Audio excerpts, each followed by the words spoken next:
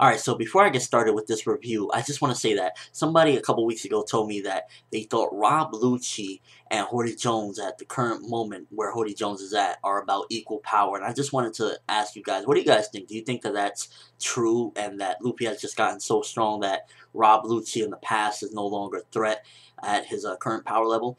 Alright, so this episode, for the most part, 552 of One Piece, was definitely a little bit on the slow side.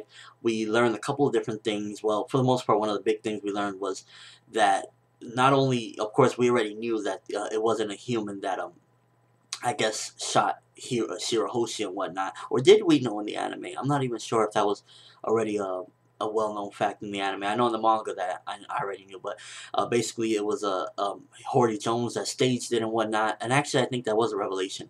And not only did we learn that, but we also learned that Shirahoshi already knew that it was Hordy Jones that did it. So there was two revelations, which was pretty interesting to know.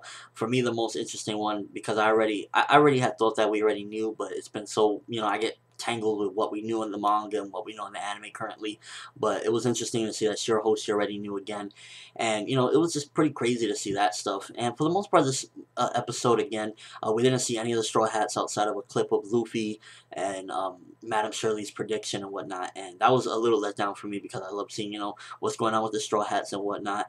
The way the episode ended was definitely funny because one of the piloting characters, I guess, for these past couple episodes has been Deccan's humor and whatnot because, again, I don't like Deccan, but I think his comedy is sometimes funny, and him going crazy and whatnot at the end of the episode was pretty crazy. Him like, I'm gonna throw this ship at her if I can't have her. So I thought that that was pretty interesting. And yeah, 552 was again, animation was alright. Wasn't nothing bad, nothing good. It was pretty decent.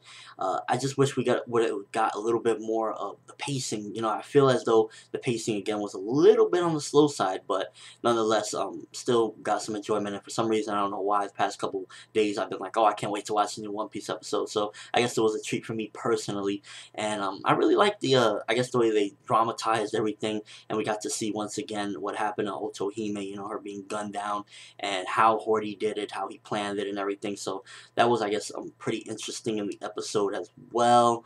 And not too much to really talk about with this episode, to be honest with you guys. I'm just really excited for the next one because the action should be picking up within the next couple episodes. Like I said, I seen the episode guide recently, and it's showing that I believe in the beginning of July that some big battles are gonna start. So I'm really excited for that and whatnot.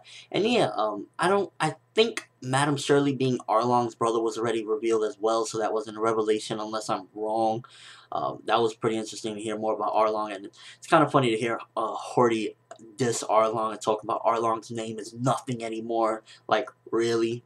Really, Arlong at least gains his respect with his own powers. He's not using pills like Hordy Jones. Like, Hordy Jones to me is just some big mouth junkie. I can't wait to see animated Luffy's fist just go right into Hordy's face because all the crap he's talking, like right in Shirahoshi's face. Like, he's one of the things I guess about him is that he really has a dark heart, opposed to like a lot of other people and villains, I guess you would say, because he is telling Shirahoshi in her face, I killed your mother, it was me. And like, he just is really cocky for just some overpowered junkie. Can't wait for that.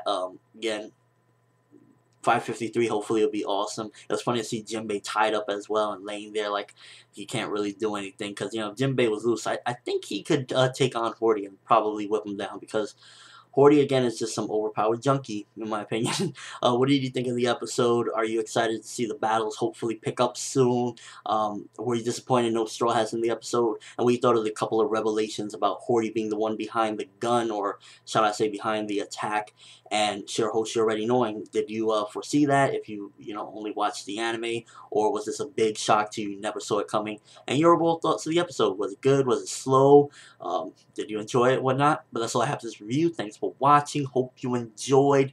Thumbs up if you're excited to see some action pick up hopefully soon because there hasn't been much action lately. I'm ForneverWorld. As always, people, have an awesome day.